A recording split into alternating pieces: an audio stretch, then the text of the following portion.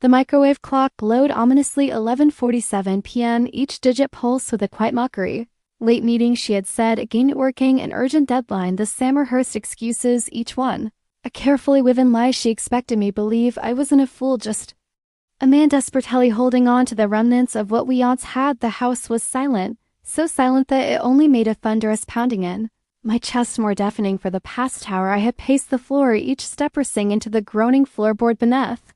Me, an echo of the unease eating away at my gut, I replayed every conversation, every missed call, every distracted glance. I had even tried to convince myself that maybe, just maybe, it was all in my head, but I knew better. Tonight was different. Tonight I had proof. A few weeks ago I had installed security cameras under the pretense of an increase in neighborhood crime, a weak excuse, but a necessary one. It wasn't the front door or the backyard I cared about. It was a hidden camera in the living room, discreetly tucked inside a potted plant. I had told her we could use it to check on the dogs while we were away. She had smiled when I suggested it, a smile I suspected was fake back then, a smile I knew was fake. Now I sat on the couch gripping the remote with trembling fingers.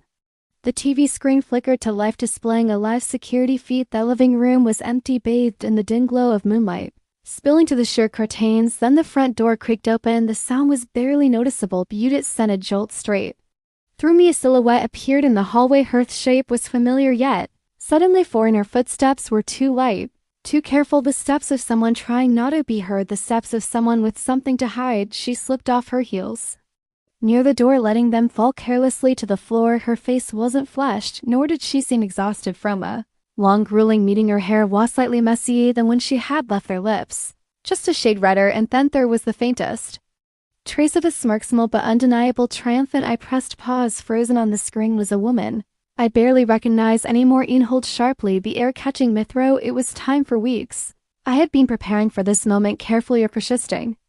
My response, not an outburst, not a confrontation fueled by rage, but something colder, more deliberate. A precise dismantling of elaborate web of lies she had spun around me. Everything was documented. Every whispered phone call, every secret meeting, every fabricated excuse. I had backups of it all, stored on hard drives, uploaded to cloud, secured in places she will never think to look. My phone buzzed. A message from my sister. Remember what we talked about? Stay strong. A weak smile tugged at the corner of my lips. Knew she had seen the signs, the growing distance, the flicker of dishonesty in her eyes. She had tried to warn me, but I hadn't listened. I didn't want to blind it by a love that had long since died. I pressed play on the screen. She entered the living room, her gaze landing on the television. Then she saw it. Her entire body went rigid, her eyes widened in disbelief, her lips parted, but no sound came out. A shaky hand flew to her mouth as the color drained from her face. She was watching everything unfold. Footage I had pulled from the camera, time-lapse from exactly 1 hour ago. Not just any recording, a recording of her and him, a colleague of hers. Mark, a hotel room, their bodies tangled together, a grotesque display of betrayal playing out in perfect clarity, every detail preserved like a damning piece of evidence.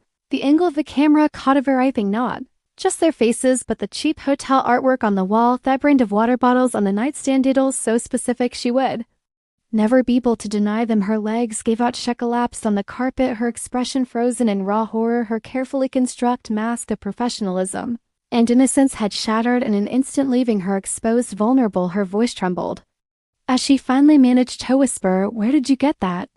I didn't answer, didn't move. I just let the video play. I wanted her to witness every sickening detail. I needed her to feel the weight of her own betrayal. The footage ended and the screen faded.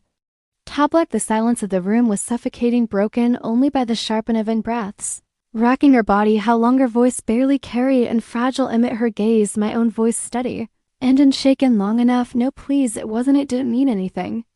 Tears streamed down her face, a desperate PT full attempt at earning my sympathy, but I had seen those tears before. They were never for me, never for the damage she had done. Let out a slow breath. It meant enough for you to lie, enough for you to betray him. That's all that matters. Reaching toward the end table, I pulled out a thick manila envelope and dropped a tonto.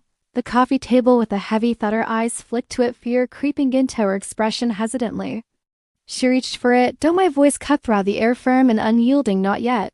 I picked up the envelope, myself opening it with deliberate slowness. Inside were copies of everything to Miss Dim.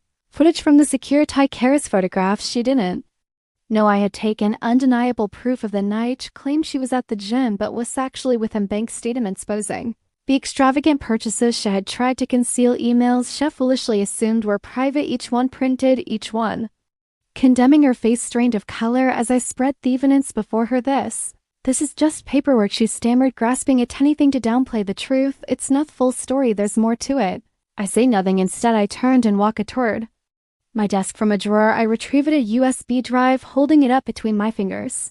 I met her wide, tear-glossed eyes. This, I said, my tone as cold as the air between US contains everything: the security footage, the texts, the calls, but more importantly, it holds every single secret, every single lie you ever told me, every humiliating message you sent your friends about me, every insult you heard led behind my back, every time you mocked my family, every betrayal organized a misdam and labeled her breath etched.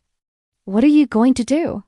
She whispered, voice trembling, the tears now spilling freely. I smiled, but it wasn't a smile of warmth. It never touched my eyes. I'm going to make sure everyone sees the value. Her face crumpled. She had never envisioned this moment, had never considered that I could be just as ruthless as she had been. She had convinced herself that I was weak, that I would simply fade away in quiet suffering. She was wrong. I wasn't weak. I was just kind, and she had shattered that kindness beyond repair. Please, she choked out. Desperation laced every syllable. No, didn't do this. What do you want? What can he do? I lifted a hand and pointed toward the door. Leave now. Take your things. You'll have until 10 o'clock, and tomorrow to clear them out. If you're still here after, Theo, call the police. Her eyes locked onto mine, filled with disbelief, but I was stunned. She thought she could manipulate me, that she could smooth things over with sweet words and empty harm, but she didn't realize I wasn't playing that game anymore. I was done. Slowly, she pushed herself to her feet, her legs still unsteady beneath her. She didn't offer another excuse, didn't attempt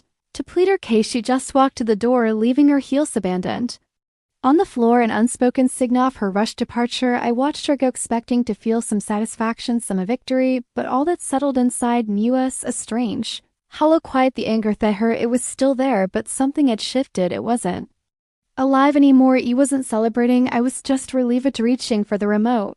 I turned off the feed and the security feed vanished into darkness. The silence that followed was heavy but different this time. It wasn't suffocating quiet of betrayal.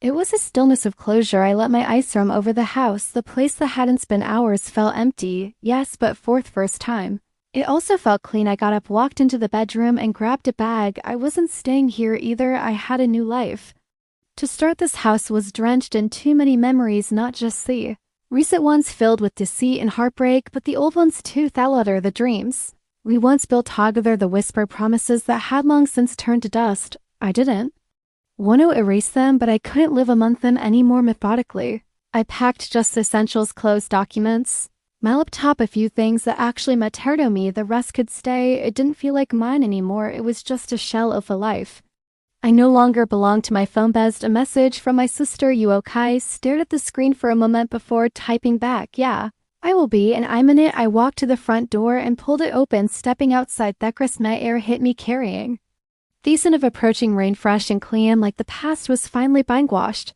away for the first time in a long time. I breathed. I locked the door behind me and slipped the key into the mailboxy. Had no reason to hold on to it anymore. As I walked toward my car, I didn't glance back, not at the house, not at that life I was leaving behind. I didn't need revenge. I just needed freedom.